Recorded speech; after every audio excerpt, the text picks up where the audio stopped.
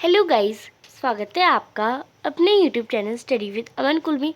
आज हम अब क्लास 9 के बच्चों के लिए आपका मेरे संग की औरतें पाठ में पाठ पर आधारित लघु उत्तरीय प्रश्न, जो कि बहुत इंपॉर्टेंट क्वेश्चन, हर क्वेश्चन आपका 3 मार्क्स का है। और इसमें जो इम्पॉर्टेंट मेन सबसे ज़्यादा इम्पॉर्टेंट जो क्वेश्चन होंगे उस पर मैं आपको टिक भी करवाऊँगी और आपको उसे ज़रूर याद करना है। तो पहला प्रश्न है, लेखिका मृदुला गर्ग के बागलकोट में स्कूल खोलने के प्रयास का वर्णन कीजिए तथा बताइए कि आपको इससे क्या शिक्षा मिलती है। तो वो कर्नाटक जाने पर लेखिका मृदुला गर्ग ने बागलकोट कस्बे में एक प्राइमरी स्कूल खोलने की कैथोलिक बिशप से प्रार्थना की, परंतु क्रिश्चियन जनसंख्या कम होने के कारण वह स्कूल खोलने में असमर्थ थे।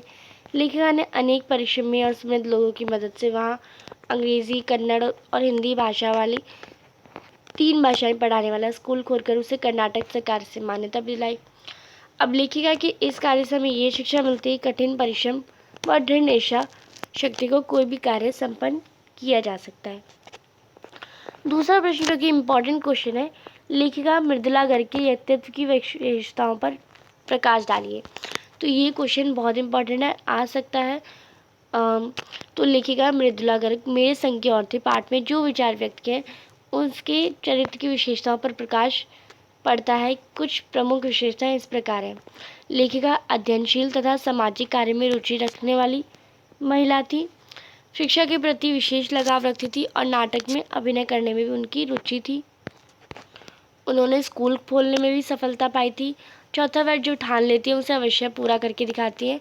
लेखिका के व्यक्तित्व से हमें ये पता चलता है कि व्यक्ति अपने जीवन में कठोर परिश्रम एवं अनुशासन से अपने लक्ष्य को प्राप्त कर सकता है।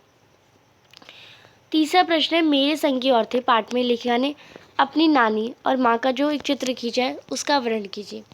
तो लेखिका की नानी के बारे में बताएं कि वह अनपढ़ और पर्दे में रहने वाली स्त्री थी। वह शांत स्वभाव की, घरेलू पारंपरिक जीवन जीने वाली साधारण महिला थी। कौन थी वो? नानी लेखिका की। यद्यपि वह प्रत्यक्ष रूप से आज़ादी व आंदोलन में भारी मतलब वो सामने से तो आज़ादी के आंदोलन में उन्होंने भाग नहीं लिया, परंतु अपने निजी जीवन में गांधी जी के स्वदेशियों विचारों का भली भांति पालन करती रही तथा अपनी बेटी का विवाह भी स्वतंत्रता सेनानी से करवाया। लेखिका की माँ शांत स्वभाव की, गंभीर, समझदार, सत्य बोलने वाली, नाजुक तथा पढ़ी लिखी खूबसूरत महिला थी। चौथा प्रश्न जो कि आपका बहुत इंपॉर्टेंट क्वेश्चन है, शिक्षा बच्चों का जन्म सिद्ध अधिकार है। इस दिशा में लेखिका जो मृदुला गर्ग है उनके प्रयासों का उल्लेख कीजिए। शिक्षा प्राप्त करना हर बच्चे का जन्मसिद्ध अधिकार है, लेकिन कर्नाटक के बागलकोट कस्बे में कोई ढंग का स्कूल नहीं था, अतः बच्चों की शिक्षा प्राप्ति का उद्देश्य को पूरा करने के लिए लेखिका ने बिशप से प्राइमरी स्कूल खोलने की प्रार्थना की। वहाँ पे क्रिश्चियन जनसंख्या कम होने के कारण उन्होंने गैर क्रिश्चियन बच्चों को शिक्षा पाने के लायक सिद्ध करने की ठानी।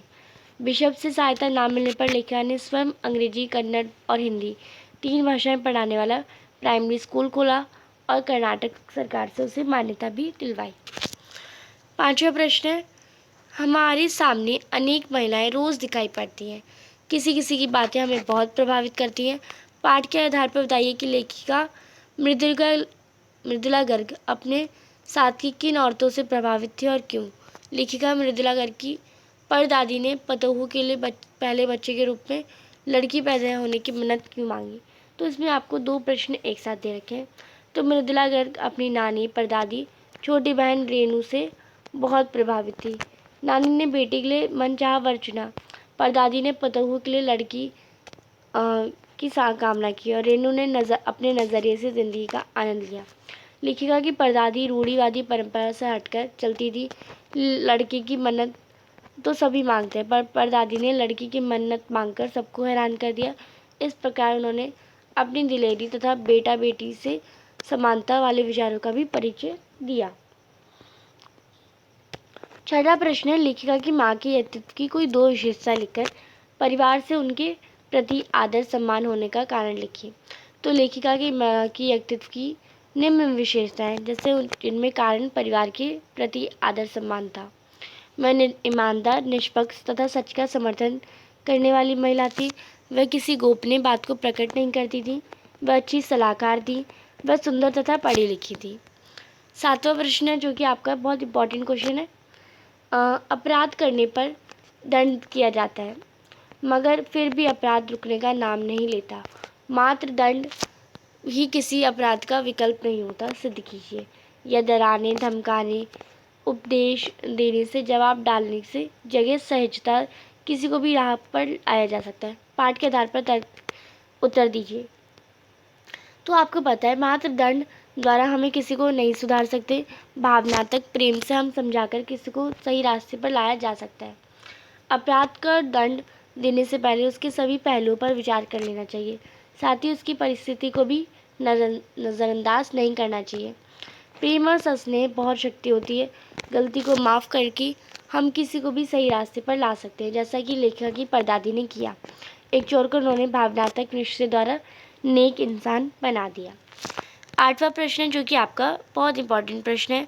कहा जाता है कि महिलाएं शक्तिशाली होंगी, समाज भी शक्तिशाली बनेगा। समाज में महिलाओं की स्थिति को सुदृढ़ बनाने के लिए अपनी ओर से सुझाव दीजिए। तो समाज में महिलाओं की स्थिति को दृढ़ करने की सबसे पहले उनका शिक्षित होना अनिवार्य यानी ज़रूरी है। उसके साथ ही समाज को जागरूक किया जा सकता है। अपनी आत्मरक्षा के उपाय खुद करने हैं। ऐसी हिम्मत व साहस की भावना भरकर अपना जो आत्मबल बढ़ाया जा सकता है। लिंग भेद को समाप्त करके भी महिलाओं की स्थिति को सुदृढ़ बनाया जा सकता है। 9वां प्रश्न है, लेखिका की नानी की आज़ादी के आंदोलन में किस प्रकार की भागीदारी रही। तो लेखिका की नानी अनपढ़ और आज़ाद ख्याल वाली महिला थी और पर्दा करती थी। वह अपनी ज़िंदगी में किसी का भी हस्तक्षेप स्वीकार नहीं करती थी। वह समाजवादी और सशक्त व्यक्तित्व की महिला थी।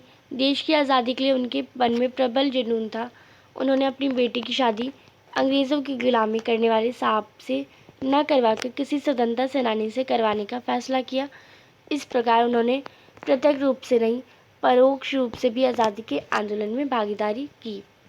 10वां प्रश्न है, लेखिका की दादी के घर के माहौल का शब्द चित्र अंकित कीजिए।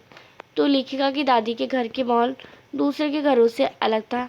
उनके घर में लड़की लड़के में कोई भेद नहीं था। स्त्रियों का पूरा आदर सम्मान किया जाता था। लेखिका की माँ का भी घर में बहुत मान सम्मान किया जाता था। स्वयं दादी ने अपने पतों के गर्भवती होने पर लड़की होने की कामना की थी, तब उसे सभी ने सामने प्रकट कर दिया। परिवार में साहित्यिक माहौल भी था। लेखिका की माँ पुस्तकें पढ़ने, साहित्य पढ़ने, संगीत सुनने, चर्चा करने में अधिकांश समय व्यतीत करती थी। 11वां प्रश्न और आखिरी प्रश्न, जो कि बहुत इंपॉर्टेंट क्वेश्चन भी है।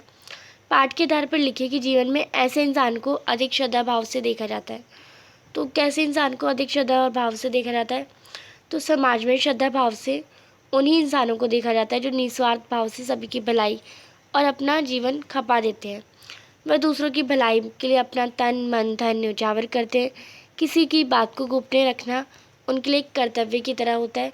लेखिका को माँ भी इसलिए श्रद्धा व आदर सम्मान के भाव से देखा जाता था। तो यहाँ पे आपका जो पूरा चैप्टर है वो कंप्लीट होता है।